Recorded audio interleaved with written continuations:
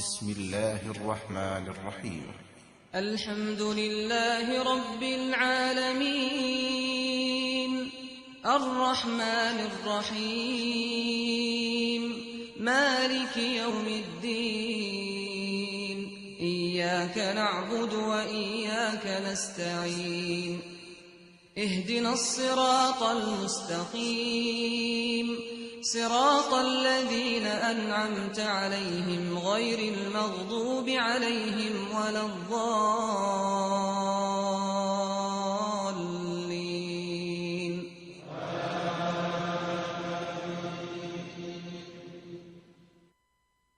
بسم الله الرحمن الرحيم ألف الحمد لله والصلاة والسلام على أشرف المرسلين وعلى آله وأصحابه ومن والاه. Nous louons Allah le très haut, le très miséricordieux, le Créateur suprême, le Tout-Puissant.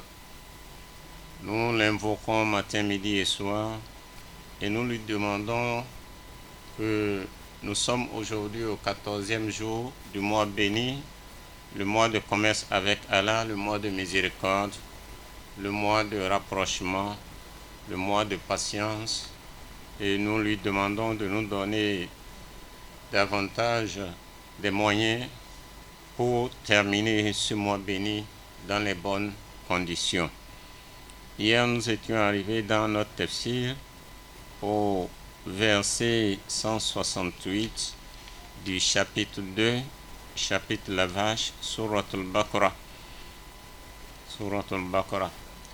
أعوذ بالله من الشيطان الرجيم بسم الله الرحمن الرحيم يا أيها الناس كلوا مما في الأرض حلالا طيبا ولا تتبعوا خطوات الشيطان إنه لكم عدو مبين إنما يأمركم بالسوء والفحشاء وأن تقولوا على الله ما لا تعلمون وإذا قيل لهم اتبعوا ما أنزل الله قالوا بل نتبع ما ألفينا عليه آباءنا أولو كان آباؤهم لا يعقلون شيئا ولا يهتدون ومثل الذين كفروا كمثل الذي ينعق بما لا يسمع إلا دعاء ونداء صم بكم عمي فهم لا يعقلون. Non. Allah subhanahu wa ta'ala, il appelle nous les humains en disant Ya ayyuhan nas, ô vous les hommes, ô vous les humains, Kulu mimma fil ardi halalan tayyiba, nourrissez-vous des produits de la terre, de bons aliments licites. De bons aliments licites. ولا تتبعوا خطوات الشيطان إنه لكم عدو مبين. Et évitez de suivre les pas du Satan. Il est votre ennemi déclaré. Ça, Allah subhanahu wa ta'ala, il nous montre déjà notre manière de vivre, ce qu'on doit manger. C'est pourquoi nous disons que le Saint-Coran est notre constitution. Le Saint-Coran nous montre notre manière de vivre sur terre. Comment allons-nous faire pour être protégés de notre ennemi juré, l'ennemi de notre aïeul, qui est le Satan. Il est le Satan. Donc, ce verset, le verset 168, nous recommande quelque chose. Cette chose, si nous la mettons en pratique, on sera protégé contre le Satan. Allah interpelle, il appelle tous les humains, il dit nourrissez-vous des produits de la terre.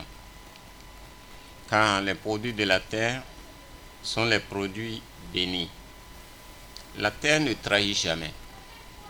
Quand tu plantes et tu manges du fruit que tu as planté, ou bien des légumes que tu as plantés, il n'y a rien d'injustice dedans, il n'y a rien de tricherie dedans. Tout ce que tu manges là est très licite et tu peux donner aussi en aumône et tu auras des récompenses. Tu peux payer aussi la zakat dedans, tu as encore plus de récompenses. C'est pourquoi quand on voit les planteurs, leurs doigts, Allah accepte très vite leurs doigts, ceux qui plantent, parce qu'ils sont en contact avec la terre et la terre ne trahit jamais. Et le premier boulot que Adam, notre aïeul, a fait, c'était la plantation une fois que Allah l'a envoyé sur terre. Quand il est descendu sur la terre, il a fait la plantation. Avant de faire la plantation, quand il était dans le paradis, il a fait l'enseignement. Il a enseigné les anges. Et le deuxième boulot, une fois qu'il est arrivé sur terre, il a fait la plantation. Le planteur est béni parce qu'il n'y a rien de sale dans son métier. Et de plus, non seulement il n'y a rien de sale dans son métier, l'oiseau qui pose sur l'arbre qu'il a planté, l'oiseau là qui s'est posé sur l'arbre pour se reposer, ont écrit des récompenses. Les légumes, les insectes, la mouche, les moustiques qui posent sur tes légumes ou bien sur tes fruits pour manger, ou bien se reposer, ou bien se reproduire, ont écrit la récompense. Le serpent qui vient se cacher sur les pailles que tu as regroupées pour faire le fumure, ou bien tes bananeraies, les insectes qui sont dedans, qui habitent dedans et vivent, ont écrit la récompense. Même le voleur qui rentre dans ta plantation pour voler, ont écrit la récompense. Donc, la plantation est un métier qui est bien, un métier qui a de récompenses. Et si tu te nourris de tes plantations, quand tu pries, Allah accepte ta prière. Quand tu invoques, Allah accepte ton invocation. Donc, Allah subhanahu wa ta'ala nous recommande de manger et de nous nourrir des produits de la terre, de bons aliments licites. Tout ce qui sort de la terre est licite pour nous. Et ensuite, Allah nous dit d'éviter de suivre les pas du Satan. Évitez de suivre les pas du Satan, il est votre ennemi déclaré. Il est ennemi déclaré en quoi? Le jour que Dieu l'a chassé de sa miséricorde, il a demandé à Dieu de lui donner une longévité jusqu'au dernier, jusqu'à la fin du monde. Et quand Dieu le lui a donné, qu'est-ce qu'il a dit? Il nous a prémédité. Il a dit qu'il va venir par notre face, par devant. Il va venir par derrière pour venir nous égarer, nous embêter, nous éloigner de la miséricorde d'Allah. Il va venir par le côté droit, il va venir par le côté gauche pour venir nous égarer. Donc, il a prémédité. Il nous a déjà prémédité, c'est pourquoi Allah dit, il est votre ennemi déclaré. Andououn Mobin, il n'est pas caché. À nous maintenant d'éviter de ne pas suivre ses pas. Nam. إنما يأمركم بالسوء والفحشاء وأن تقولوا على الله ما لا تعلمون. Alors, إنما يأمركم بالسوء والفحشاء. Certainement, il ne fait que vous inciter à faire le mal. Il ne fait que vous inciter à faire le mal, à pratiquer la turpitude. Le Satan, c'est ça son métier. Et à inventer au sujet d'Allah ce que vous ne savez pas. Voilà le travail du Satan. Il vous incite à faire le mal, à pratiquer la turpitude. C'est ça. Donc, tout croyant qui veut éviter les pas du Satan, il faut qu'il s'éloigne du mal. Et l'incitation là, il l'a fait dans notre cœur. Il l'a fait dans notre cœur. Ou bien il envoie quelqu'un qu'on connaît bien, un proche, à qui on ne peut pas refuser des choses pour venir nous convaincre. Donc, évitons les pas du Satan et à inventer au sujet d'Allah ce que vous ne savez pas. Il vient nous inventer au sujet d'Allah ce que vous ne savez pas. Il l'a fait aux prophètes. Il l'a fait à tous les prophètes. Il est rentré dans la bouche du serpent pour rentrer dans le paradis et aller parler en jurant à Hawa, l'épouse de Adam, pour qu'il puisse manger le fruit. Donc, le Satan se connaît bien. Évitons ces stratégies. Évitons ces stratégies. Non. وإذا قيل لهم اتبعوا ما أنزل الله قالوا بل نتبع ما ألفينا عليه آباءنا أولو كان آباؤهم لا يعقلون شيئا ولا يهتدون وإذا قيل لهم اتبعوا ما أنزل الله, lorsqu'on leur dit, on dit aux païens, aux infidèles, de suivre ce qu'Allah a révélé. Qu'est-ce qu'ils donnent comme réponse? Qalu bal nattabi'u ma alfayna alayhi aba'ana. Ils répondent en disant, nous ne suivrons que les coutumes léguées par nos ancêtres. Voilà. Par nos ancêtres. Awalaw kana aba'uhum la ya'qiluna shay'an wa la yahtadun. Même si leurs ancêtres ne comprenaient rien et n'étaient point sur la voie droite, ils vont les suivre. Parce qu'ils ont donné comme réponse que non, nous allons suivre ce que nos parents nous ont légué. Alors ils ne veulent pas chercher à savoir est-ce que leurs parents là, ce qu'ils suivaient, est-ce que c'est la voie droite? Ils s'en foutent. Allah nous en préserve. ومثل الذين كفروا كمثل الذي ينعق بما لا يسمع إلا دعاء ونداء ثم بكم عمي فهم لا يعقلون. Alors Allah subhanahu wa ta'ala a fait une comparaison ici. Il a comparé les païens. Il les a comparés à quoi? Allah a dit wa mathalul ladina kafaru kamathalil ladhi yan'aku bima la yasma'u illa du'aan wa nidaa. Les mécréants se comportent comme des bêtes. Quelles bêtes? Des bêtes auxquelles on lance des appels et qui n'entendent que voix confuses et interjections. Ils sont sourds. Summun, bukumun, umuyun, fahum la yarji'un. Ils sont sourds, ils sont muets, ils sont aveugles, ils ne peuvent rien comprendre. Mais pourquoi? Allah a dit ici ils sont sourds parce qu'ils n'entendent pas la vérité.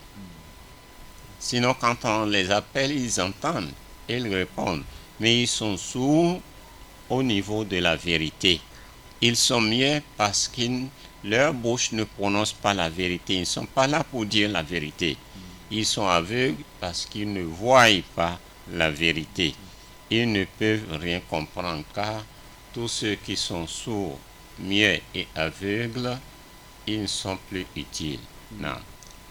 يا أيها الذين آمنوا كلوا من طيبات ما رزقناكم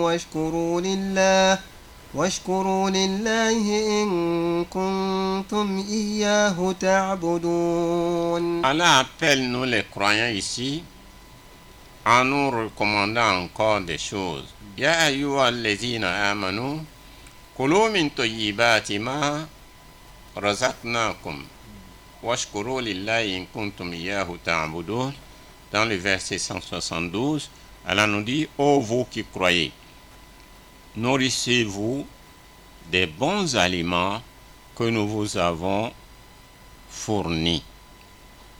Soyez reconnaissants envers Allah et c'est lui que vous adorez exclusivement. Cela nous montre que si nous allons manger, cherchons ce qui est licite. Tout ce qu'on va consommer, il faut que ce soit licite. Car Allah a bien précisé ici, mangez des bons aliments. Nourrissez-vous de bons aliments que nous vous avons fournis. C'est Allah qui fait pousser les plantes, les fruits, les légumes, les tubercules. C'est des dons d'Allah. Mangez-en. Parce qu'il a bien précisé que nous vous avons offert. Soyez reconnaissants envers Allah. Cette reconnaissance ici, c'est soyez adorateurs. Celui qui n'adore pas Allah, il est injuste envers Allah. Mais celui qui adore Allah, il est reconnaissant envers son Seigneur. Donc soyez reconnaissants envers Allah. Si c'est lui vraiment que vous adorez exclusivement. Non. إنما حرم عليكم الميتة والدم ولحم الخنزير وما أهل به لغير الله فمن اضطر غير باغ ولا عاد فلا إثم عليه إن الله غفور رحيم. Dans ce verset, le verset 173, dans ce verset, Allah nous interdit certaines nourritures. Il est du devoir du croyant de les connaître et de se les interdire. Quelles sont ces nourritures? Allah nous dit: Innama harrama alaykumul maytata wad-dama wa lahmal khinzir wa ma uhilla bihi li ghayrillah. Il vous a été interdit de consommer de la bête morte. Une bête que vous trouvez morte, ne la consommez pas. Le croyant ne doit pas la consommer parce que tu ne sais pas de quoi cette bête est morte. Peut-être c'est une maladie contagieuse qui l'a tuée, tu ne sais pas. Peut-être elle est morte à cause d'une piqûre qui contient des poisons. Et si tu consommes, tu seras aussi atteint par cette poison qui a tué cette bête. Alors, Allah nous interdit de consommer une bête morte non égorgée. Pourquoi nous égorgeons nos bêtes avant de manger? Parce que le sang contient des microbes. Le sang contient des microbes. Nous devons égorger la bête pour que ce sang-là puisse sortir avec les microbes avant qu'on ne puisse manger cette bête-là. Car la consommation du sang est interdite aux croyants. Le croyant ne consomme pas du sang. C'est pourquoi nous sommes amenés à égorger nos bêtes pour que le sang soit évacué dehors. Et quand on va égorger cette bête, on l'égorge au nom de Dieu qui a créé cette bête et qui nous a créé et qui nous a soumis cette bête et qui a fait que cette bête soit une nourriture pure pour nous. Donc, il a été interdit aux croyants de consommer la bête morte non égorgée. Ensuite, la deuxième chose, du sang. Du sang. C'est interdit aux musulmans de consommer le sang. Troisièmement, il est interdit aux musulmans de consommer la chair du porc. La chair du porc. Lahmul hinzir, la chair du porc est interdite. Mais pourquoi c'est interdit? La chair du porc est interdite parce que la chair du porc contient des microbes dangereux. Et ces microbes sont tellement dangereux que même si vous préparez la viande du porc, la chair du porc, et vous la mettez à une température très très élevée, au-delà de 100 degrés, même voire 200 degrés, les microbes qui s'y trouvent ne vont pas mourir. Et le porc vit toujours dans des saletés. Le porc vit toujours dans des saletés. Et ce qu'il y a encore pour le porc a des choses qui sont très très graves dans le corps. Il y a certaines habitudes qui sont là dans le corps, et si le musulman les consomme, ces comportements-là seront attribués à celui qui les consomme. Non. Donc tout ceci c'est interdit, parmi lesquels nous avons la chair du porc qui est interdite aux croyants. Et ensuite, wama uhilla li ghayrillahi bihi, et de tout ce qui est sacrifié sur l'autel des faux dieux. Les bêtes qui ont été sacrifiées sur les fétiches, les idoles. Ils ont été sacrifiés sur les faux dieux, les choses divinatoires, au nom d'autres choses en dehors d'Allah. Toute bête qui est sacrifiée ainsi, tout ceci est interdit. La consommation de la chair de ces bêtes-là est interdite. Toutefois, celui qui est contraint d'en consommer, c'est-à-dire waman udutirro, famani duturro, ghayra baghin wala adin, fala ithma alayhi. Mais celui qui est contraint d'en consommer par nécessité, sans l'intention de transgresser ni d'abuser, ne commet aucun péché. C'est bien dit dans le verset. Famandin turro ghayra baghin wala adin fala isma alayhi. Celui qui a été contraint d'en consommer par nécessité, sans l'intention de transgresser ni d'abuser, ne commet aucun péché. Pour bien le détailler, il s'agit de celui qu'on a obligé de le manger. S'il ne le mangeait pas, peut-être on va lui ôter la vie, ou bien il va subir certains châtiments, des supplices, ou bien s'il ne le consomme pas, on va lui priver de nourriture pendant des jours. Et c'est ça la seule qu'il trouve.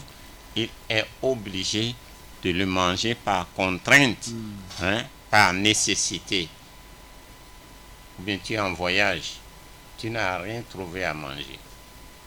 Et l'eau que tu crois que tu peux être en train de boire pour éviter la consommation de la chair du porc, on te prive cette eau et on te pose la condition, il faut que tu manges cette viande interdite d'abord avant qu'on ne te donne l'eau. Donc tu es dans une contrainte. Donc ce n'est pas une intention de transgresser ni d'abuser. Alors tu n'as aucun péché. Allah est indulgent et miséricordieux. Ghafurun Rahim. إن الذين يكتمون ما أنزل الله من الكتاب ويشترون به ثمنا قليلا أولئك ما يأكلون في بطونهم إلا النار ولا يكلمهم الله يوم القيامة ولا يزكيهم ولهم عذاب أليم. نعم. إن الذين يكتمون ما أنزل الله من الكتاب وَيَشْتَرُونَ بِهِ ثَمَنًا قَلِيلًا. Ceux qui dissimulent les écritures révélées par Allah et les vendent à vil prix ne font qu'introduire le feu dans leurs propres entrailles. Il s'agit de qui? Il s'agit de ceux qui ont reçu des livres. Il y a la Torah, il y a l'Évangile. Et dans ces deux livres, il a été prévu que le prophète Mohammed sallallahu alayhi wa sallam va arriver avec le Saint-Coran, mais ils ont connu cette vérité, mais ils la dissimulent. Ceux qui dissimulent les écritures révélées par Allah, ils cachent les parties qui ne les arrangent pas. Ils cachent les parties qui ne les arrangent pas parce qu'ils voient que si ces parties-là sont à découvert, leurs fidèles vont les laisser et suivre le prophète Mohammed sallallahu alayhi wa sallam et ils vont perdre leurs avantages. Donc, qu'est-ce qu'ils font?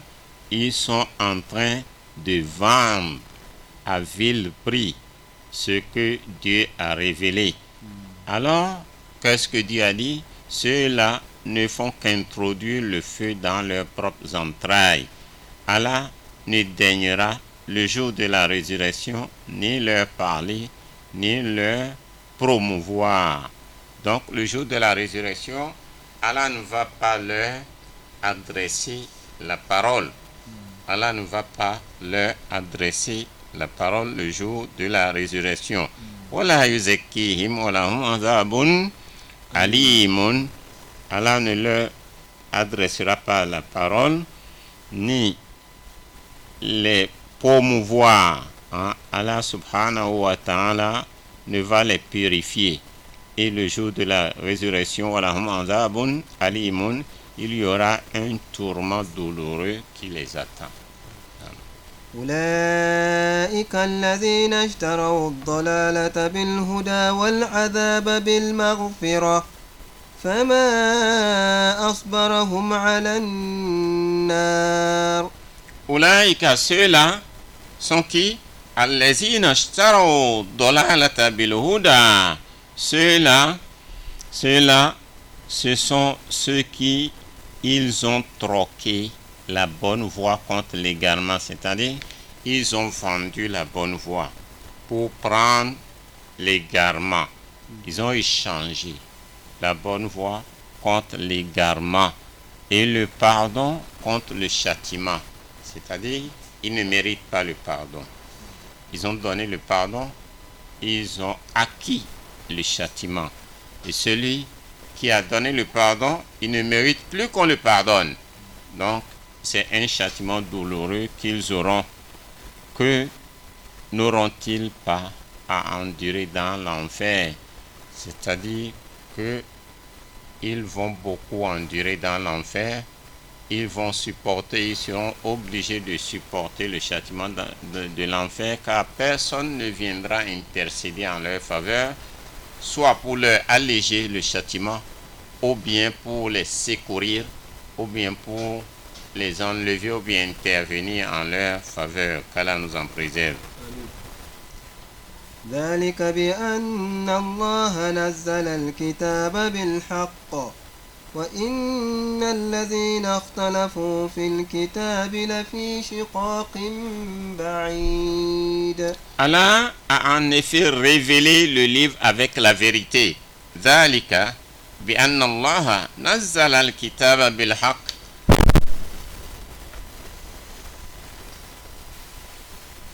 Allah a en effet révélé le livre avec la vérité. Allah a fait descendre le livre avec la vérité. Comment nous pourrons comprendre cela? Allah a fait descendre le livre avec la vérité parce que le livre est venu confirmer les livres et les écritures qui l'ont précédé. Ensuite, le Saint-Coran qui est descendu, tout ce que Allah a créé prouve la véracité du Saint-Coran. Nous voyons le ciel, nous voyons la terre, nous voyons les arbres, et tout ceci, Allah en a parlé dans le Saint-Coran. Car tout ceci a été créé d'abord, avant que le prophète Mohammed ne vienne. Et le prophète Mohammed, quand il est venu, on lui a révélé le Saint-Coran. Le Saint-Coran est venu pour approuver ce qui existait déjà avant lui. Il a approuvé les livres révélés et ensuite il a approuvé tout ce que nous voyons comme créatures qui nous entourent sur terre.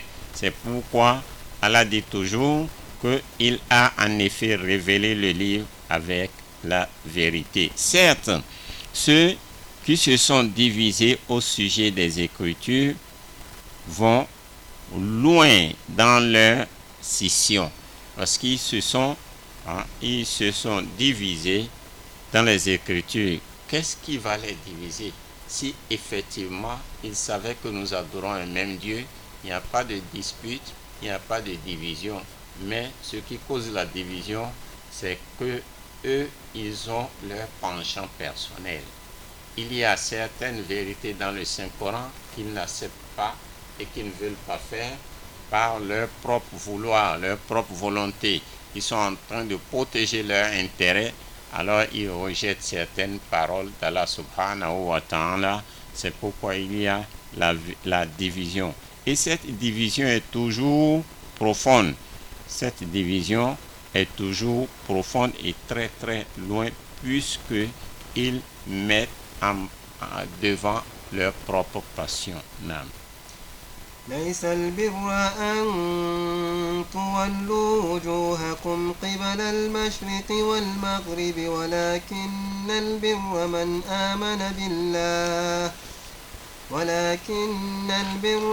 آمن بالله واليوم الآخر والملائكة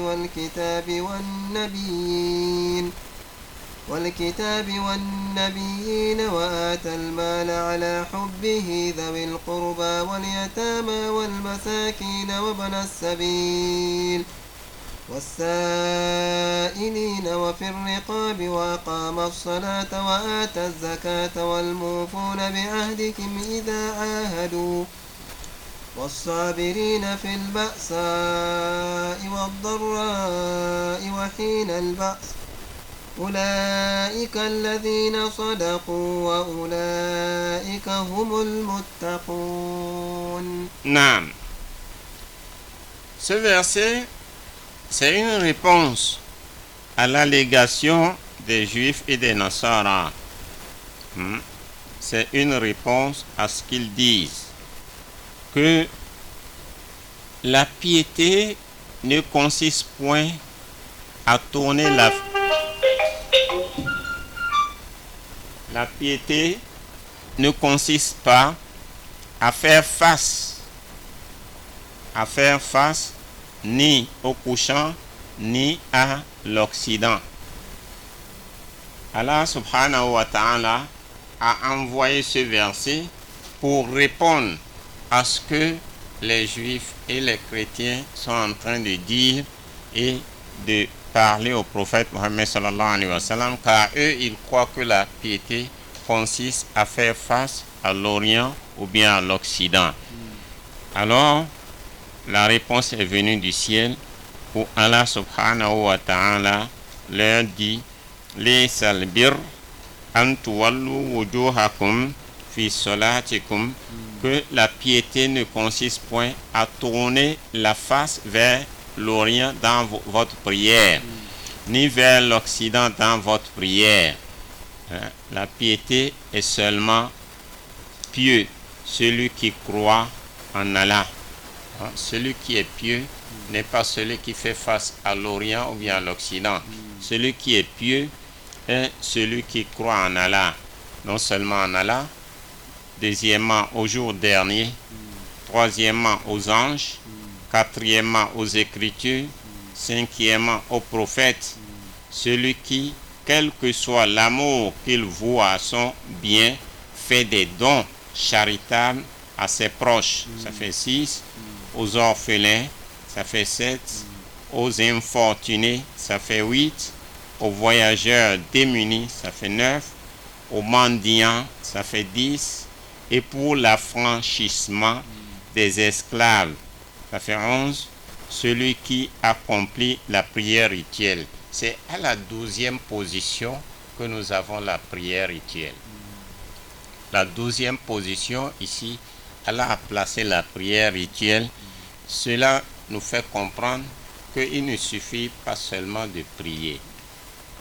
La piété, ce n'est pas seulement la prière.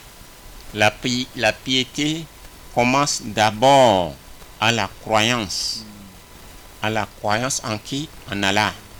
Ensuite, au jour dernier. Ensuite, aux anges. Croire que les anges existent, même si tu ne les vois pas. Croire qu'il y a un jour qui s'appelle le jour dernier où tout va basculer. Tout va disparaître. Hein?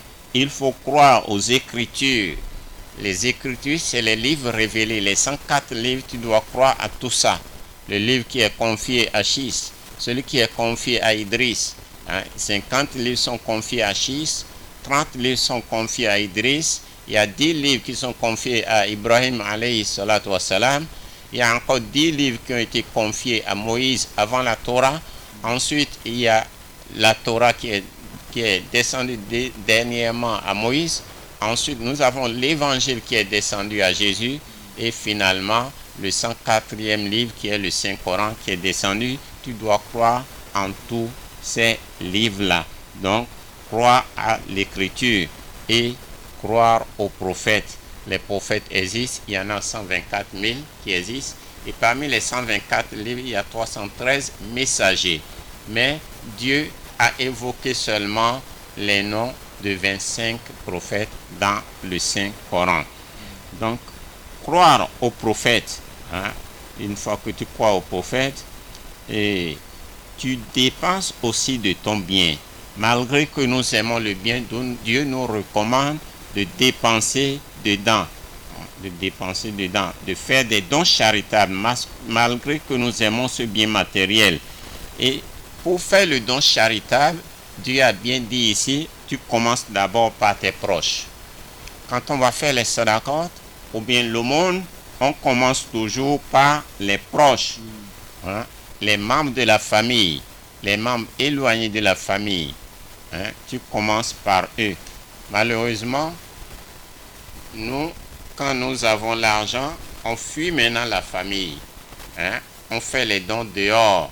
On ne veut pas que la famille soit au courant de notre richesse et on n'aime pas que la famille se rapproche de nous. Ce n'est pas bon. Dieu a recommandé de faire la charité en commençant toujours par les proches parents d'abord. Parce que si tu fais tes aumônes, tes charités et le don, en commençant par la famille, tu as double récompense. La première récompense, tu es en train de regrouper et de faire du bien dans la famille comme Dieu l'a recommandé. Car chaque membre de la famille doit être actif dans la famille.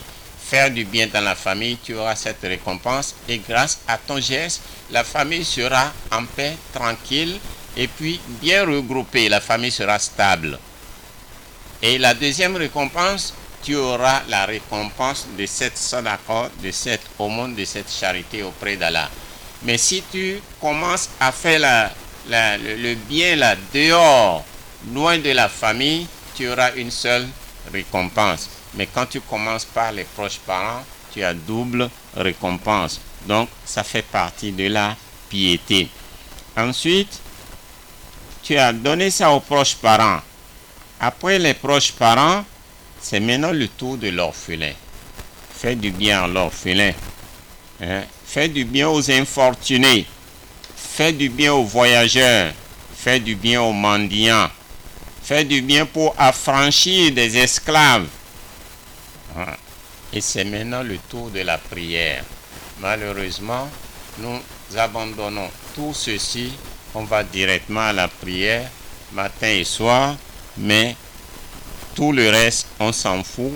Donc, Dieu a commencé par certaines choses avant d'atteindre la prière qui est à la 12e position. S'acquitter maintenant de l'aumône légale, c'est ça la zakat qui est un pilier parmi les 5 piliers de l'islam. Ainsi que de respecter les engagements. Respecter ces engagements, ça fait partie de la piété. Ce n'est pas seulement la prière, ce n'est pas seulement à partir de la prière qu'on dira que quelqu'un est pieux. Non, il y a une multitude de choses qu'il faut faire pour atteindre la piété. Et parmi ces choses, on respecte aussi l'engagement que tu as pris. Donc, ceux-là sont des gens qu'on peut appeler des pieux. Et ceux qui maîtrisent, ils se maîtrisent quand ils sont éprouvés. Ils ne se plaignent pas. Quand un malheur s'abat sur eux, ils savent que c'est l'épreuve d'Allah. Ils maîtrisent leur cœur. Ils patientent, ils supportent. S'ils sont en face d'un danger, ils patientent, ils supportent. Ceux-là sont des croyants sincères et pieux. Donc, être croyant sincère et pieux, il ne s'agit pas uniquement de prier. Il y a une multitude de choses qui ont été énumérées ici. Non.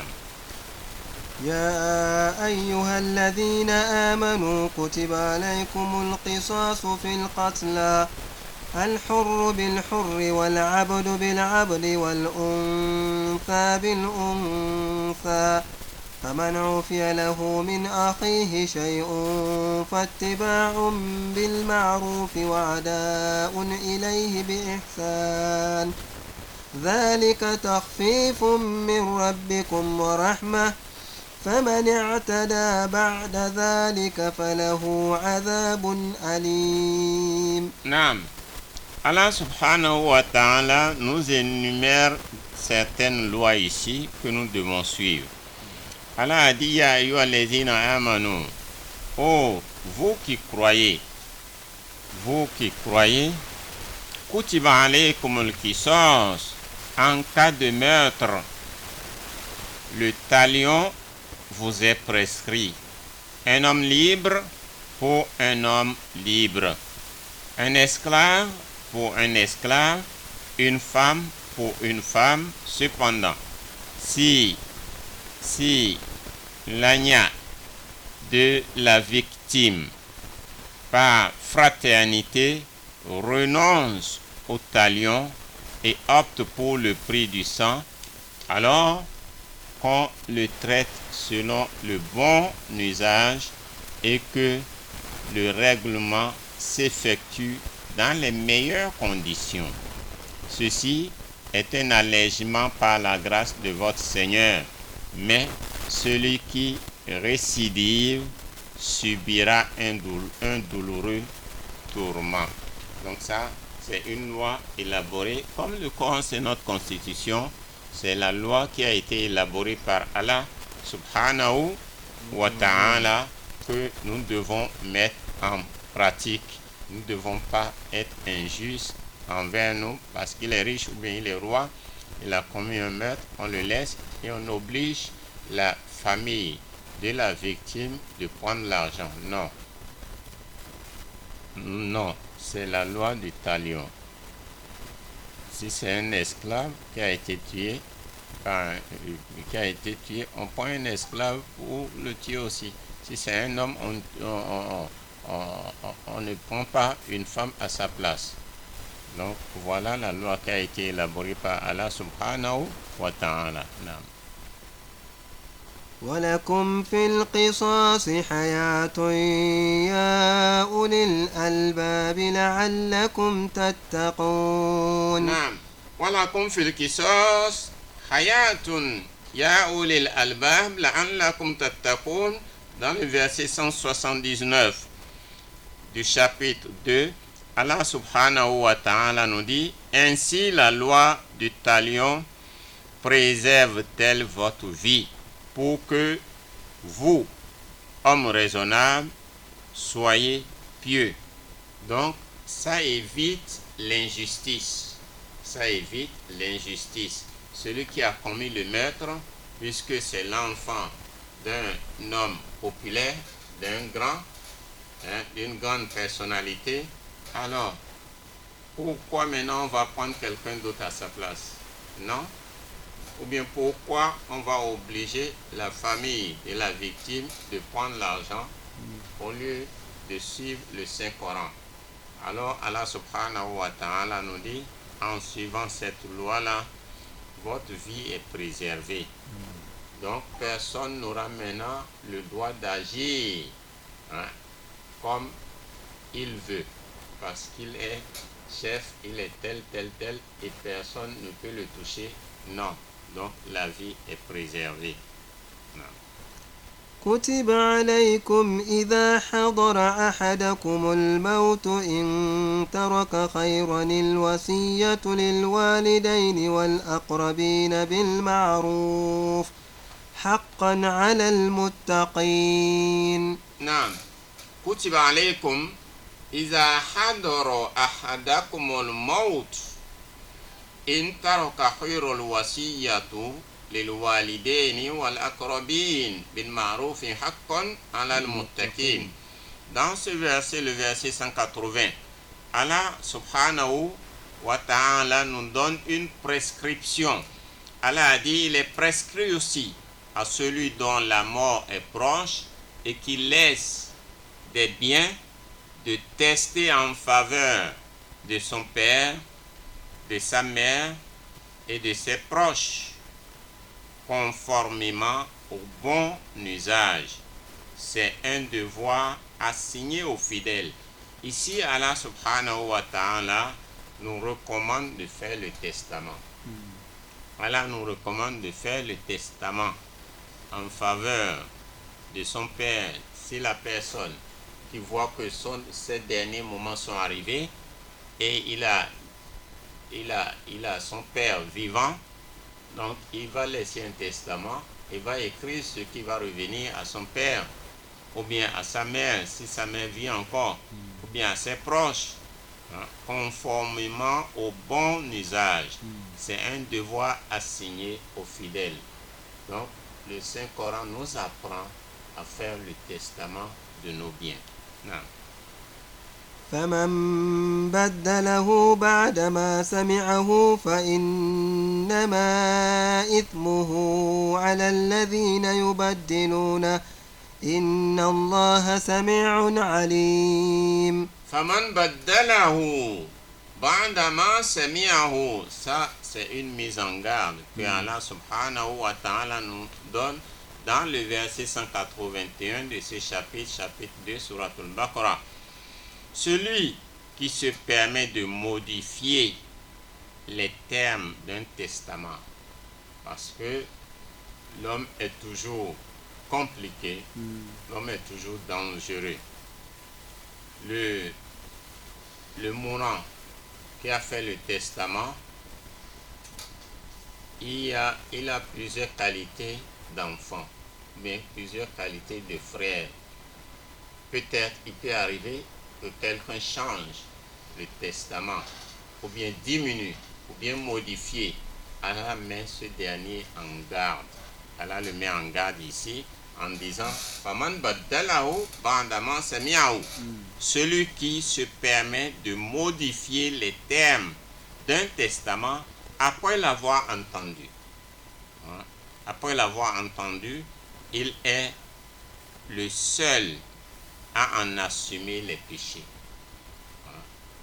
Ou bien la personne ne peut pas écrire, la personne est très très malade, ou bien les membres paralysés, c'est seulement la bouche qui parle, et la personne veut écrire un testament. Il a appelé son grand frère ou bien son petit frère ou bien un enfant, il est en train de lui dicter ça. Que telle maison revient à telle femme, telle maison revient à telle femme, telle chose c'est pour tel oncle, ainsi de suite. Alors, celui qui est en train d'écrire n'a pas le droit de changer, de modifier. S'il le modifie, il va assumer le péché qui est là. Allah nous met en garde. Allah entend tout, il est omniscient. Car au moment où tu es en train d'écrire pour l'autre qui ne peut pas écrire, tu es en train d'écrire son testament, Allah entend, Allah lit. Et tout ce que tu écris, Allah te voit. Crains Allah dans l'écriture ou bien dans le fait que tu as trouvé le testament et tu veux modifier, crains Allah. Non. فمن خاف من موص جنفا أو إثما فأصلح بينهم فلا إثم عليه إن الله غفور رحيم. نعم. فمن خاف من موص جنفا أو إثما فأصلح بينهم فلا إثم عليه إن الله غفور رحيم. Allah subhanahu wa ta'ala continue toujours à nous dire, mais celui qui redoute la partialité ou l'injustice du testateur et qui cherche à réconcilier les héritiers ne commet aucun péché. Quand toi, tu as remarqué une injustice qui est en train de se produire au moment où on est en train d'écrire le testament, ou bien le testament est déjà fait et le propriétaire des biens est déjà décédé, mais tu as remarqué que les progénitures, il y a un fils ou bien un oncle qui est en train de faire un double jeu ou bien un jeu dangereux et tu as tout fait pour les réconcilier les héritiers et faire régner le droit et l'équité et la justice, celui-là ne commet aucun péché parce que tu es en train de réparer ce qui est en train de se gaspiller. En effet, Allah est indulgent et miséricordieux. Non. يا أيها الذين آمنوا كتب عليكم الصيام كما كتب على الذين من قبلكم لعلكم تتقون. Alors, nous sommes maintenant arrivés là où nous sommes, où Allah subhanahu wa ta'ala nous décrit le jeûne. Pourquoi le jeûne? Comment le jeûne? Et qu'est-ce que le jeûne? C'est de ça que Allah subhanahu wa ta'ala veut nous parler à partir du verset 183 du chapitre 2. Verset 183, le chapitre 2, Surat al-Baqarah, Surat al-Lavage. Allah a entamé maintenant l'histoire à partir du jeûne. Qu'est-ce que le jeûne? Pourquoi le jeûne? Et comment le jeûne?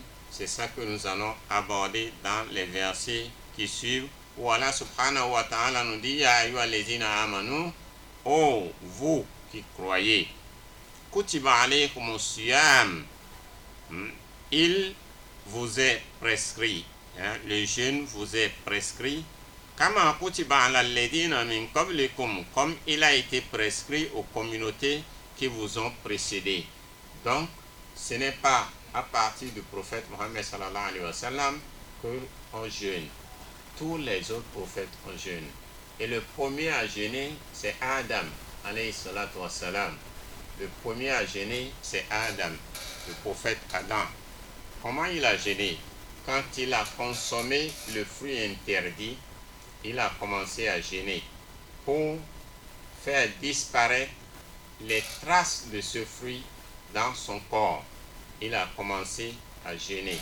Mais la façon dont les autres ont jeûné n'est pas la même que nous.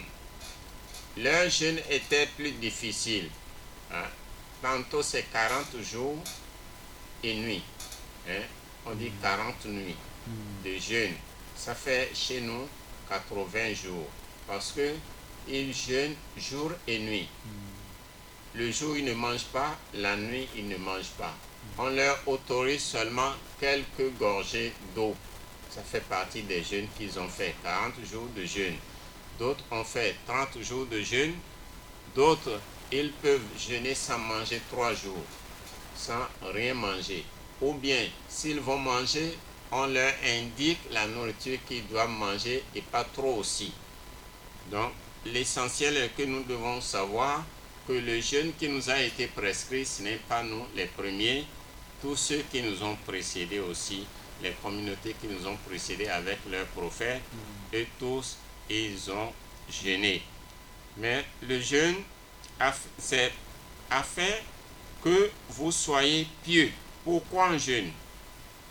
Pourquoi on jeûne? On jeûne afin qu'on soit pieux. Car le jeûne a sa philosophie. Il y a la philosophie du jeûne. Il y a la philosophie du jeûne. Le jeûne a son secret. Le jeûne a son secret. Et le jeûne a son but, le but qui a été visé. Donc tout ceci, c'est en rapport avec notre jeûne. Mais on jeûne pour pouvoir atteindre la piété et devenir pieux. Non. أياما معدودات فمن كان منكم مريضا أو على سفر فعدة من أيام أخر وعلى الذين يطيقونه فدية طعام مسكين فمن تطوع خيرا فهو خير له وأن تصوموا خير لكم إن كنتم تعلمون. نعم. أياما معدودات فمن كان منكم مريضا أو على سفر فعدة من أيام أخر. أياما معدودات. Le jeûne, c'est quoi? Ayyaman ma'doudat. C'est des jours comptés. C'est des jours comptés. Des jours que nous comptons très bien. Et nous avions dit tantôt que le jeûne a sa philosophie. Comme nous sommes arrivés au verset qui parle du jeûne, et nous sommes dans le mois du Ramadan, nous devons les détailler un à un. Le jeûne a sa philosophie. Quelle est la philosophie du jeûne? Kafu anish shahawat. C'est le fait de s'empêcher de se livrer au désir, à la convoitise, à la passion et l'inclination. Is sirru sawmi wa maqsuduhu al-a'zami an tankasiru an-nafsu anil hawa. Car le secret du jeûne et son but visé, l'objectif visé par le jeûne, c'est de casser, c'est d'empêcher l'âme de se livrer à la passion, à l'inclination et au caprice.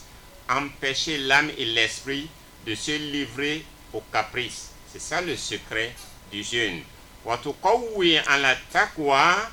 Et puis le jeûne nous permet de donner la force à l'esprit, une force qui constitue la crainte. La crainte qui est avec l'âme et l'esprit, cette crainte-là va avoir plus de force parce que tu émets une barrière entre la passion et ton âme. Et ce jeûne-là, parmi ses secrets, il empêche les membres du corps de s'adonner à la passion. Le jeûne empêche les membres du corps, l'organisme du corps, de s'adonner à la passion. Parce que nous avons notre appareil digestif qui réclame son dû, réclame la nourriture, il réclame l'eau, ainsi de suite. Mais le jeûne nous empêche de répondre à sa passion, à son vouloir, à son inclination. On ne veut pas s'incliner à la demande de l'appareil digestif. De même, notre appareil honteuse aussi nous réclame quelque chose le jour, donc on s'empêche de lui répondre. Donc ça donne plus de force à notre crainte et ça donne aussi plus de force pour barrer la route à la passion.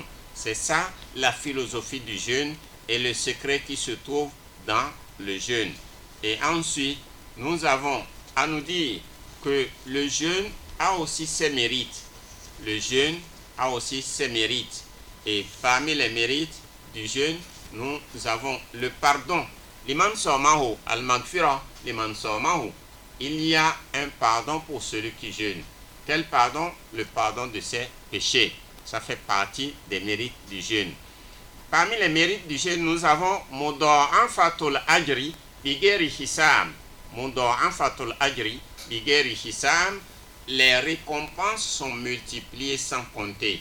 quand tu es en train de jeûner, si tu fais les sadaqat, la récompense que tu vas trouver dans ces sadaqat-là, la récompense est grande. La récompense est multipliée. Toi-même, tu ne peux pas évaluer cette récompense. Troisième mérite, Qobul Dua.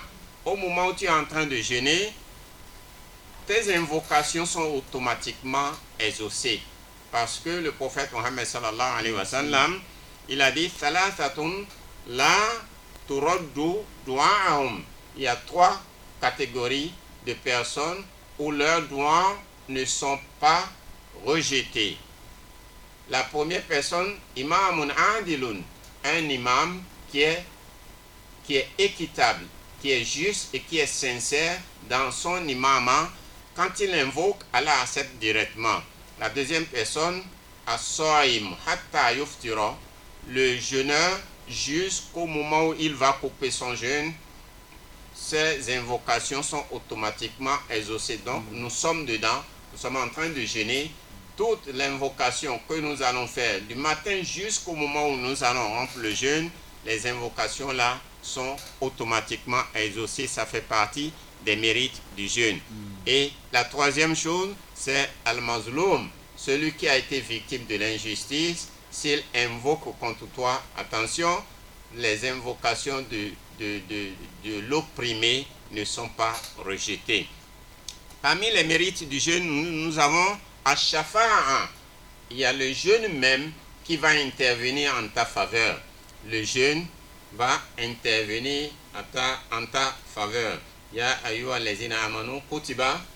يا أيها الذين آمنوا كتب عليكم الصيام كما كتب على الذين من قبلكم لعلكم تتقون أياما معدودات فمن كان منكم مريضا أو على سفر فعدة من أيام أخر وعلى الذين يطيقونه فدية طعام مسكين فمن تطوع خيرا فهو خير له وأن تصوموا خير لكم إن كنتم تعلمون شهر رمضان الذي أنزل فيه القرآن هدى للناس وبينات من الهدى والفرقان فمن شهد منكم الشهر فليصم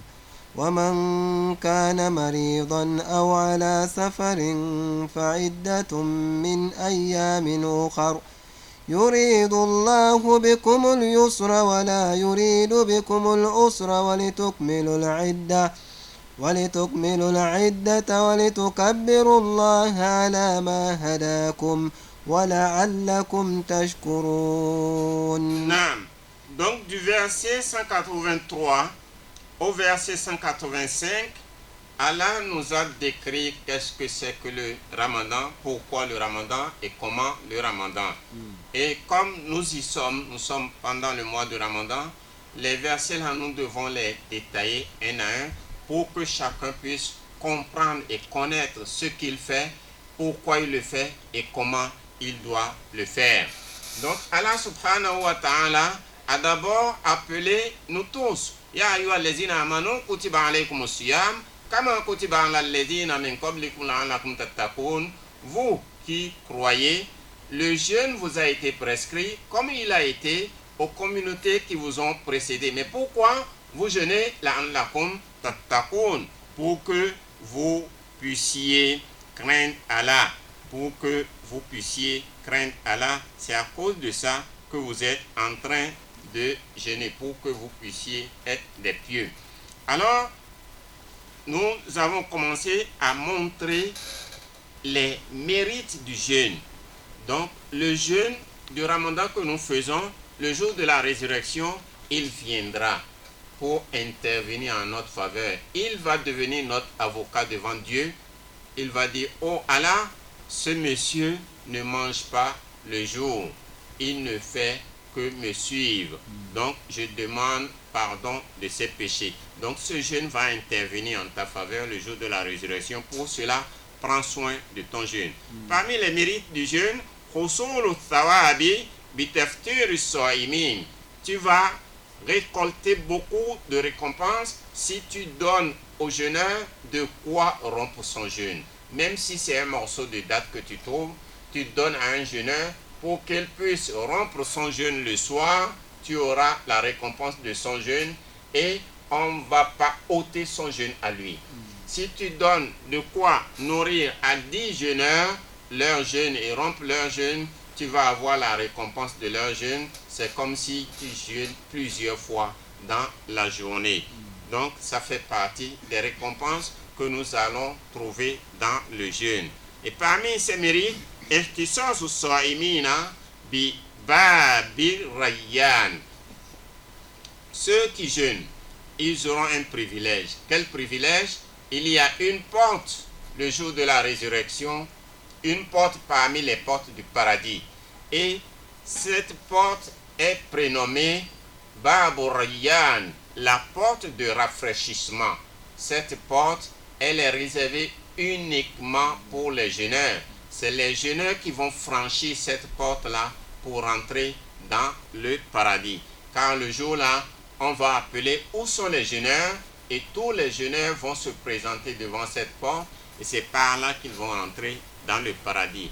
C'est aussi l'une des privilèges et des avantages et des mérites du jeûne du Ramadan. Parmi les jeûnes du Ramadan, parmi les mérites du jeûne du mois de Ramadan, nous avons Fathu Abwabil Jannah wa Iglaqi Abwabin Nar.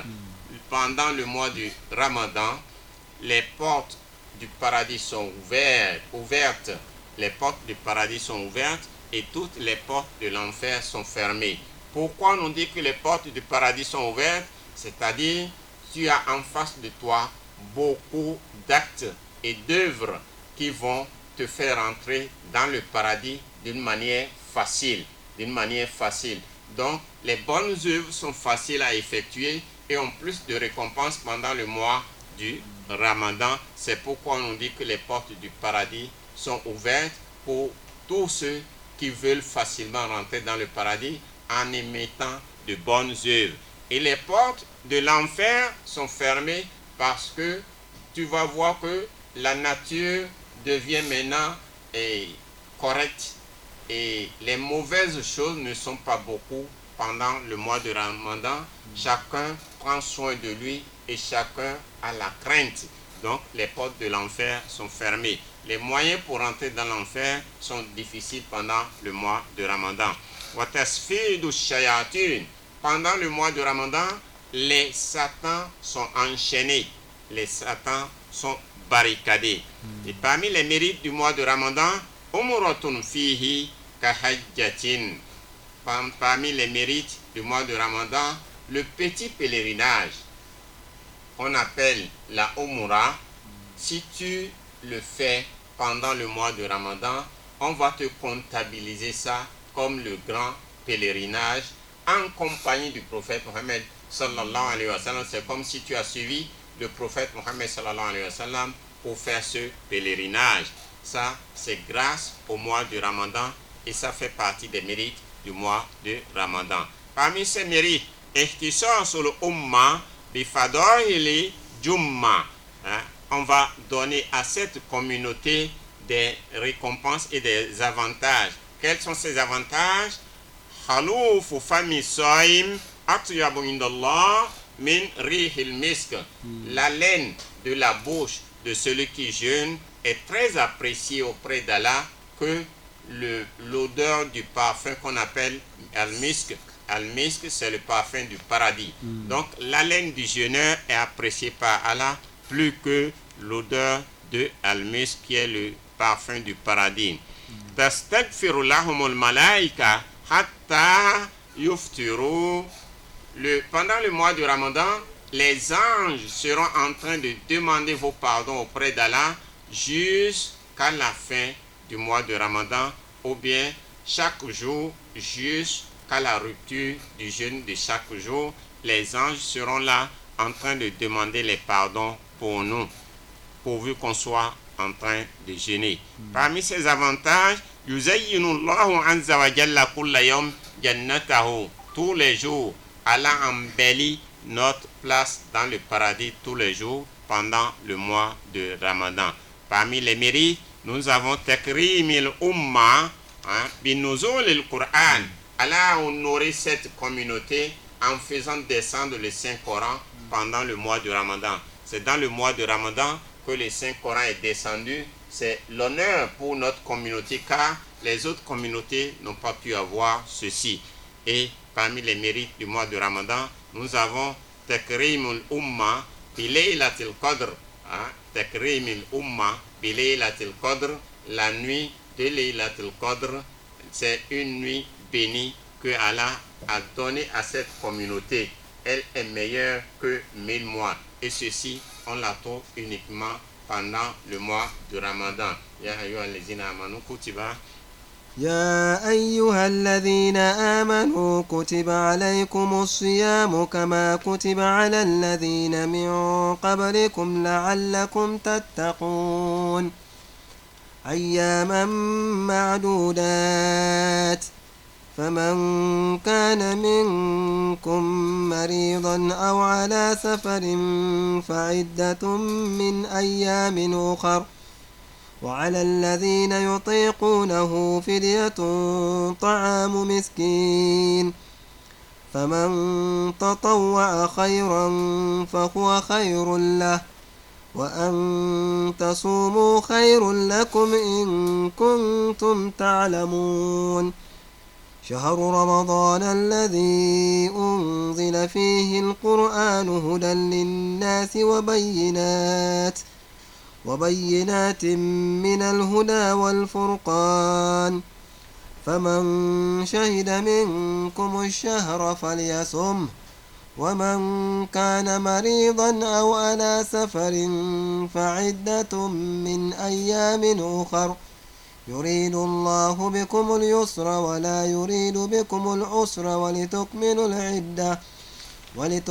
العدة ولتكبروا الله على ما هداكم ولعلكم تشكرون. نعم. أيام معدودات. Allah subhanahu wa ta'ala nous décrit le jeûne là. Ayyaman ma'doudat. Que c'est des jours comptés. C'est des jours comptés. Ce n'est pas une année. Ce n'est pas 6 mois. Mais Allah a parlé des jours comptés. Combien de jours? C'est 29 ou 30 jours. C'est 29 ou 30 jours. Donc des jours comptés. Allah nous l'a décrit dans ce verset, le verset 184. Ayyam ma'douda, c'est des jours déterminés. Alors, faman kana minkum maridan, celui qui est malade parmi vous, aw ala safarin, ou bien il est en voyage, fa iddatun min ayyamin ukhar, alors celui-là qu'il rembourse les jours manqués. Celui qui est malade, les jours où il est tombé malade, qu'il ne jeûne pas. Celui qui est en voyage de même, les jours qu'il est en voyage, qu'il ne jeûne pas. Après la fin du jeûne du mois de Ramadan, les jours qu'il a manqués, il va les rembourser. C'est ce que Allah subhanahu wa ta'ala nous dit ici. وَعَلَى الَّذِينَ يُطِيقُونَهُ فِدْيَةٌ طَعَامُ مِسْكِينٍ وَعَلَى الَّذِينَ يُطِيقُونَهُ فِدْيَةٌ طَعَامُ مِسْكِينٍ. Mais ceux qui ne peuvent pas supporter le jeûne, quant à ceux qui auraient été capables de jeûner, il leur est permis de se racheter en fournissant de la nourriture aux infortunés. Ceux qui ne sont pas capables de jeûner, qu'ils donnent la nourriture à ceux qui sont capables de jeûner. Il s'agit de qui ici? Il s'agit des vieillards qui ne peuvent pas supporter la faim, ou bien ceux qui ont des maladies chroniques. Ceux-là, même si le ramadan finit, ils ne peuvent pas rembourser le ramadan parce qu'ils ne peuvent pas jeûner, leur maladie ne leur permet pas de jeûner, ou bien leur faiblesse ne peut pas leur permettre de jeûner. Qu'est-ce qu'ils vont faire? Ils vont nourrir les gens pour chaque jour de jeûne manqué. Donc, ils vont donner à quelqu'un tous les jours la nourriture qui va lui permettre de jeûner. Ils peuvent lui donner ça chaque jour pour qu'il puisse jeûner, ou bien ils peuvent compter tous les jours du mois de Ramadan, la nourriture de 30 jours, ils peuvent lui donner pour que cette personne puisse jeûner. Mais qui sont ceux-là qui ne peuvent pas jeûner? Dans ce lot, il y a les vieillards, il y a les malades chroniques, mais on a introduit aussi dans ce lot les femmes enceintes ou bien les femmes qui allaitent. Pour les femmes qui sont enceintes, il est recommandé qu'ils vont rembourser. Ils vont rembourser le jeûne là parce que la femme qui est en grossesse, soit elle craint son fœtus ou bien elle craint sa santé. Si elle craint son fœtus, elle ne jeûne pas, mais elle va donner à manger à un nécessiteux pour chaque jeûne manqué. Et cela ne veut pas dire qu'elle ne va pas aussi rembourser. Si c'est la femme qui allaite, elle va rembourser dès qu'elle finit d'allaiter. Donc, voilà comment on peut jeûner. Faman tatawwa khayran fahuwa khayrun lahu. Allah a ajouté Faman tatawwa khayran fahuwa khayrun lahu. Celui qui fait plus, ce sera mieux pour lui. Plus de quoi? Quand tu veux donner à nourrir un pauvre, si ce qui va suffire pour qu'un pauvre puisse manger pour jeûner, si c'est 1000 francs, si tu peux arrondir ça à 1500 ou bien à 1300, c'est de ça qu'on nous parle ici. Celui qui fait plus sera récompensé. Sera récompensé. Ensuite, on nous dit wa antasumu khayrun lakum in kuntum ta'lamun. Mais que vous jeûniez est beaucoup mieux pour vous si vous saviez. Regardez comment Allah a terminé ce verset. Allah a terminé ce verset que vous jeûniez, c'est mieux pour vous si vous le saviez, parce qu'il y aura des malades imaginaires. Des gens qui vont inventer qu'ils sont malades alors qu'ils ne sont pas malades. Parce qu'ils aiment beaucoup la nourriture. Mais Allah fait ceci pour les avertir et leur montrer que le jeûne est meilleur pour eux. Ils n'ont pas besoin de changer ou bien de mentir ou bien comploter avec le docteur, ainsi de suite. Donc ça c'est quelque chose de personnel. Ensuite, Allah subhanahu wa ta'ala nous dit Shahru Ramadan allazi unzila fihi al-Qur'an hudan lin-nas wa bayyinatin min al-huda wal-furqan. Allah nous décrit et nous désigne encore le mois de Ramadan, que c'est dans ce mois de Ramadan que le Saint-Coran est descendu. Cela nous montre l'honneur. C'est un honneur pour nous que le mois de Ramadan, c'est dedans que le Saint-Coran est descendu. Faman shahida minkum ash-shahra falyasumhu, celui qui a pu trouver le croissant, le croissant ou bien le mois là apparaître, que celui-là commence le jeûne.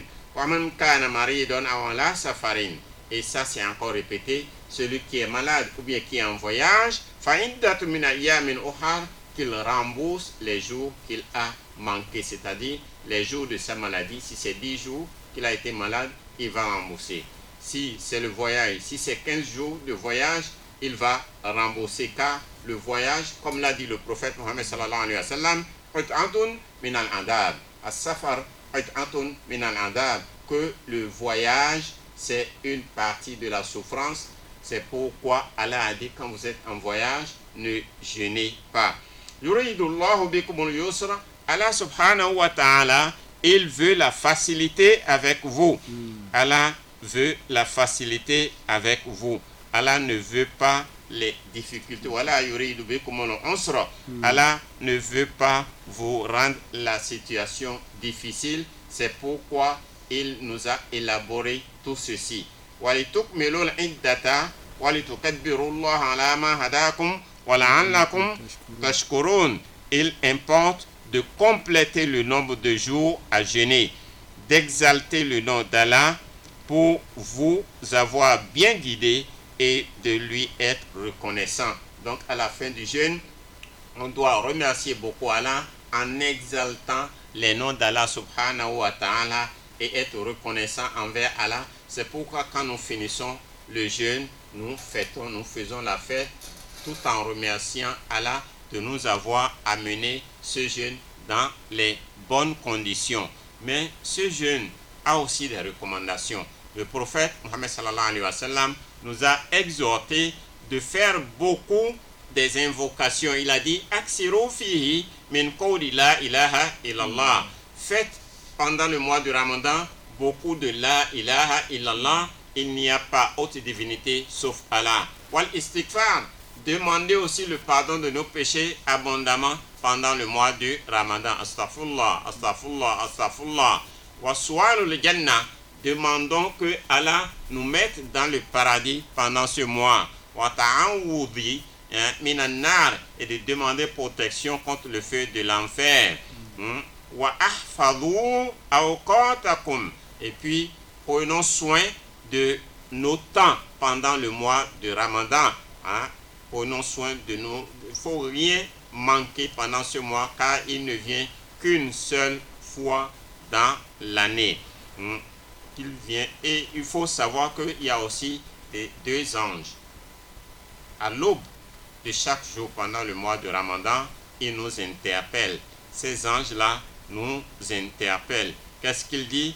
Ils disent Faya bagi al khayri, toi qui aime le bien et qui est en train de faire le bien, akbil, continue à faire ton bien. Waya bagi al sharr, et toi qui aime le mal et qui fait le mal, arrête de faire le mal. Chaque aube, chaque matin, chaque petit matin de chaque jour pendant les mois du Ramadan, les deux anges là crient pour nous avertir. Donc, nous ne devons rien manquer, nous ne devons ménager aucun effort, car le mois de Ramadan, le jeûne du mois de Ramadan, c'est une grande école qui teste la sincérité de notre foi, et c'est une adoration cachée. Ibadatun sirriya bayna al-'abdi wa rabbihi, c'est une adoration cachée qui est parmi le serviteur et son Seigneur. Qu'Allah accepte notre jeûne, qu'Allah accepte notre jeûne. Donc voilà comment, pourquoi et qu'est-ce que le jeûne du mois de Ramadan.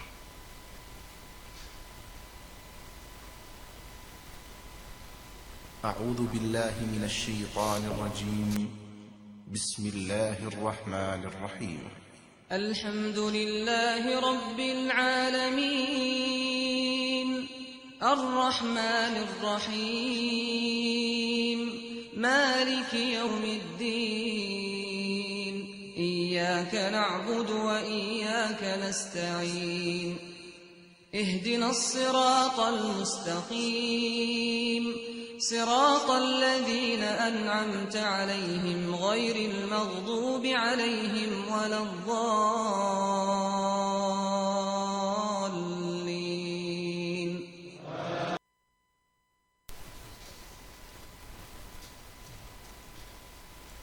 Non.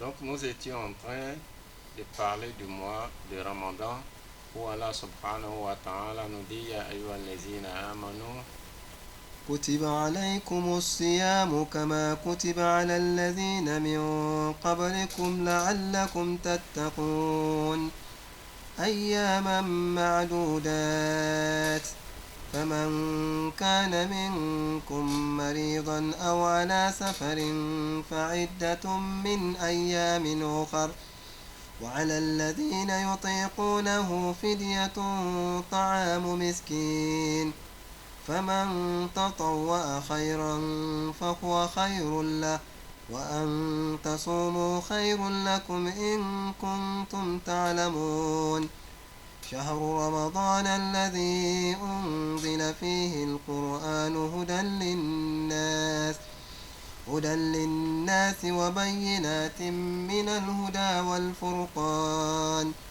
فمن شهد منكم الشهر فليصم ومن كان مريضا أو على سفر فعدة من أيام أخر يريد الله بكم اليسر ولا يريد بكم العسر ولتكملوا العدة ولتكبروا الله على ما هداكم ولعلكم تشكرون. Donc le mois du Ramadan dans lequel nous sommes, notre tafsir est arrivé au niveau où Allah a parlé du mois du Ramadan. Alors force est de le détailler un à un. Qu'est-ce que le jeûne du mois de Ramadan? Pourquoi le jeûne du mois de Ramadan?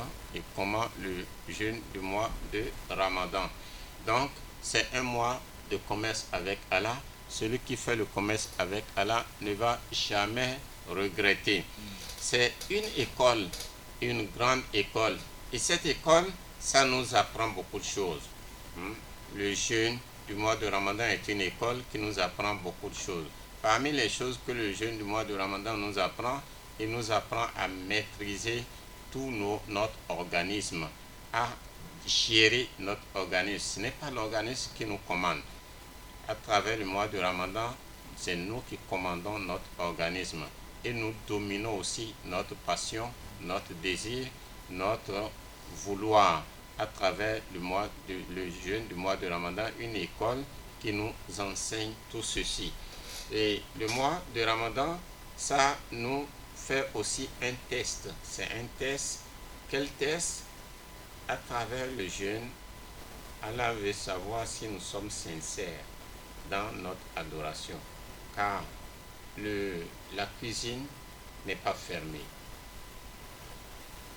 La cuisine n'est pas fermée, le frigidaire n'est pas fermé, il y a la nourriture à la maison, mais tu n'oses pas, même si tu es seul à la maison, tu n'oses pas aller prendre pour mettre quelque chose dans la bouche parce que tu es sincère dans ton adoration.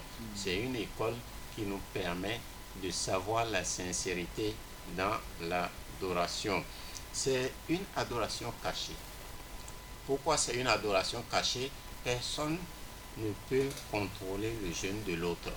Personne ne peut contrôler le jeûne de l'autre. C'est Allah seul qui peut contrôler le jeûne de chacun. C'est pourquoi Allah subhanahu wa ta'ala nous dit Kullu amal ibn Adam lahu illa sawma fa innahu li wa ana ajzi bihi.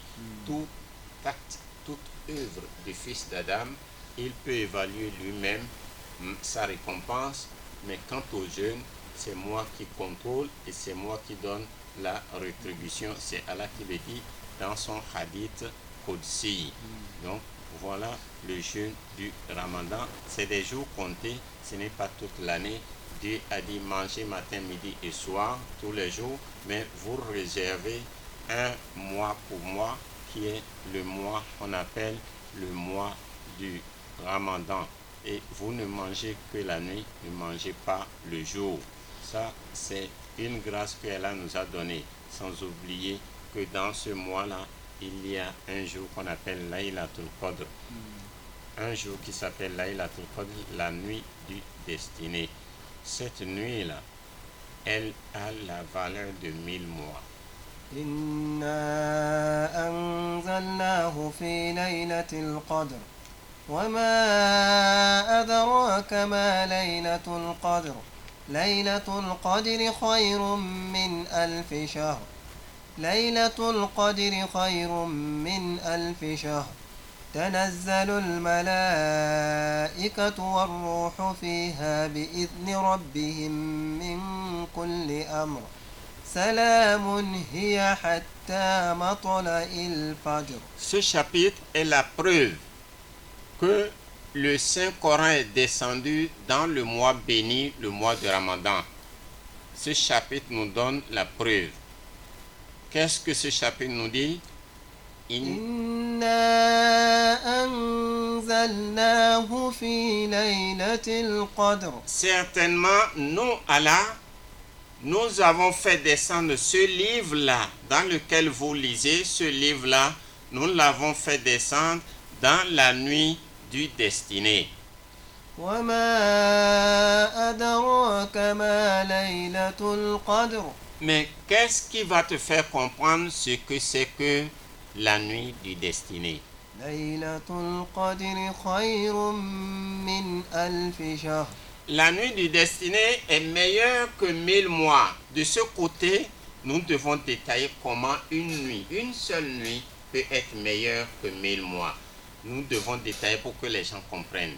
1000 mois équivaut à 83 ans et 4 mois. 1000 mois, si nous calculons, ça fait 83 ans et 4 mois. Une seule nuit qui est égale à 83 ans et 4 mois. Cela signifie quoi? Cela signifie que cette nuit-là, si c'est le Coran que tu récites, on va te donner la récompense de celui qui a récité le Coran sans repos, sans sommeil, pendant 83 ans et 4 mois. Si c'est les sadaqat, la charité que tu es en train de distribuer aux pauvres, aux nécessiteux, pendant cette nuit-là, une seule nuit pendant le mois de Ramadan, tu auras la récompense de celui qui fait les charités tous les jours, sans arrêt, sans repos, sans sommeil, pendant 83 ans et 4 mois. Si c'est les nawafil, les prières surrogatoires que tu aimes, et tu fais les prières surrogatoires matin et soir, et la nuit du destiné là, tu l'as faite, donc sache qu'on va te donner la récompense de celui qui fait les prières surrogatoires sans arrêt, sans sommeil, sans repos, pendant 83 ans et 4 mois. Donc, ainsi de suite. Tout ce que tu pourras faire pendant cette nuit-là, tu auras la récompense de la même adoration, sans repos, sans sommeil, pendant 83 ans et 4 mois.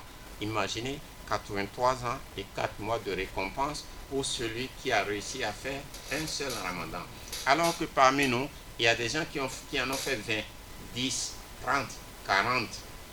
Celui qui a fait 10 ramadans dans sa vie et qui a pu se réveiller pour faire les adorations pendant la nuit du destiné, pendant les 10 ramadans, c'est comme s'il a vécu pendant 830 ans. Et il aura la récompense d'adoration de 830 ans. Et s'il a réussi à trouver 20 ramadans, ça veut dire 20 Laylatul Qadr, c'est comme s'il a vécu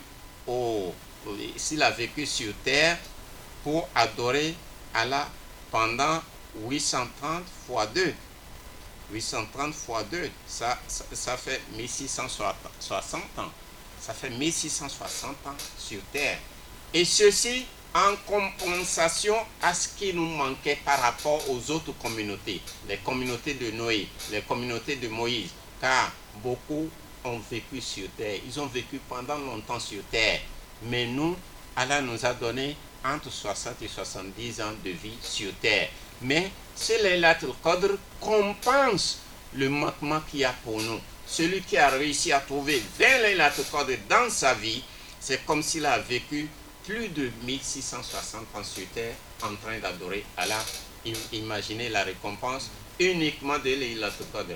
Alors qu'il y a des prières que nous faisons dans les autres jours pendant le mois du Ramadan, il y a le pèlerinage, on va voir sa récompense, il y a les zakats, on va voir sa récompense, et tous les autres jours, alors que nous venons de faire le calcul de 20 Laylatul Qadr.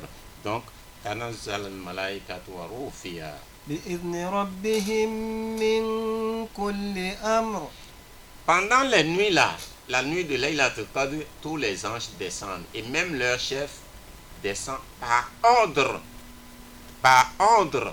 de la part de leur Seigneur. Salam. تنزل الملائكة والروح فيها بإذن ربهم من كل أمر سلام هي حتى مطلع الفجر. Et ils vont répandre la paix sur terre jusqu'au matin de cette nuit de Laylatul Qadr. Donc c'est une nuit qui est méritoire, une meilleure des nuits qui est la nuit de Laylatul Qadr. Ça, c'est la preuve que dans ce mois de jeûne du Ramadan, il y a une nuit bénie qu'on appelle Laylatul Qadr et Dieu nous a aimés. Les autres communautés n'ont pas pu avoir Laylatul Qadr. Donc, c'est Allah qui nous a donné cette nuit.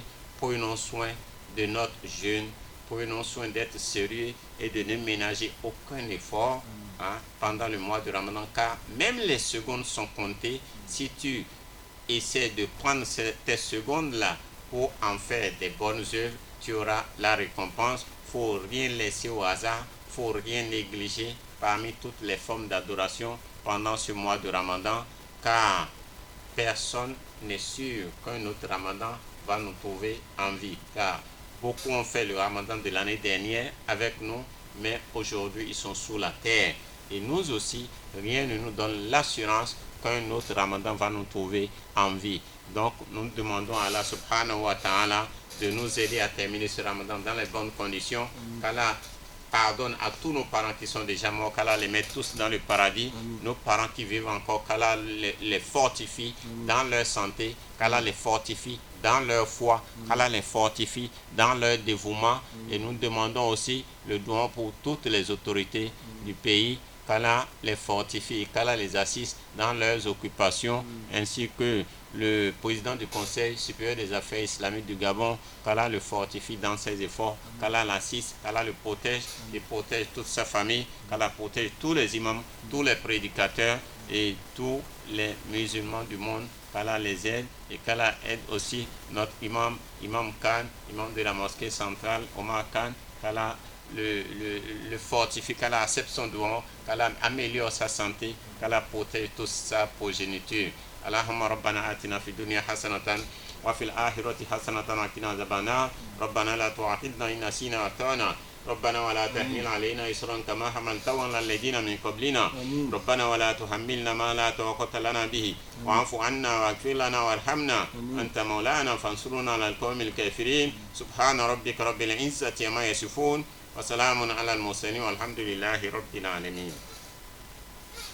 أعوذ بالله من الشيطان الرجيم بسم الله الرحمن الرحيم الحمد لله رب العالمين الرحمن الرحيم مالك يوم الدين إياك نعبد وإياك نستعين اهدنا الصراط المستقيم صراط الذين أنعمت عليهم غير المغضوب عليهم ولا الضالين